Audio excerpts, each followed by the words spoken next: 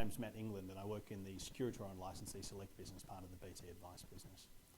I've been asked to talk about three things today. The first thing is what opportunities does FoFA provide? The second thing is 6 weeks out from FoFA landing, what am I thinking about? And then the third thing is, as I look out over the next 12 months, as a dealer principal, what is it that's on my mind? So if I look to the first thing, FoFA, what are the opportunities? I see three really clear opportunities from FoFA. The first one is that it ensures that our underlying consumer, the client that is at the heart of everything that we do, the Australians that we provide quality of financial advice to, are able to be comfortable that the advice that is delivered is actually always in their best interest. I know there's a certain number of Australians that are very clear about that, but there are others, unfortunately, who have a little cynicism. We now have a legislative requirement that advisors provide advice that's in the best interest of their clients. Our best advisors do that today. We'll now have certainty that all advisors are doing that today. The second thing for me, in terms of the opportunity for good quality advice practices, the businesses that are in the business of giving good quality advice are actually able to stand out from the crowd.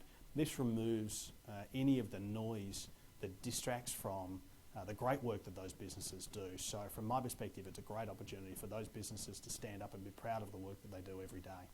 And from a licensee's perspective, from my perspective, I see FoFA as a great opportunity to differentiate ourselves in the way in which we continue to provide service quality to our underlying businesses. Yes, it's great to make sure we've all got good quality advisors. That's incredibly important, but we believe the differentiator is in making sure we've got good quality business owners who operate in the financial services regime. The second area, I guess, 6 weeks out from FoFA, what it is that we're thinking about. Well, we're thinking about two things. The first one is, how do we make sure that every single one of our advisors is looking not just at the letter of the law, but also at the intent of the law, and making sure that best practice, which we know they're striving for, is actually executed in their business. So when we think about FoFA, we're making sure that both the intent and the letter of the law is executed from day one, from the 1st of July.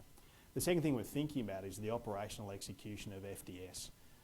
So the FDS regime will come in from the 1st of July, but in effect has been in for 12 months. So making sure that every one of our practices has the systems and processes ready to go from the 1st of July, such that any client that requires an FDS from July onwards are able to have those provided to them. So they're really taking up a fair amount of the attention. We're in a very positive frame of mind around that. We believe that all of our advisors provide good quality advice and that they have both the intent of the law and the letter of the law firmly in mind when they provide the quality of advice they do. And we're very comfortable that our systems and processes are strong to allow execution of FDS, but that's absolutely focusing our attention. The third thing, I guess, when I look at the next 12 months as a dealer principal, as a licensee, there are really a couple of things that are front and centre from my perspective. The first one, and it goes across all of the licensees, we're very keen on raising the bar on the professional standards that apply in our industry as we move to becoming a profession. Across BT Advice, we're passionate about this. We're looking for ways to lead this. We're requiring more and more of our own practice principals and our advisors well beyond the letter of the law.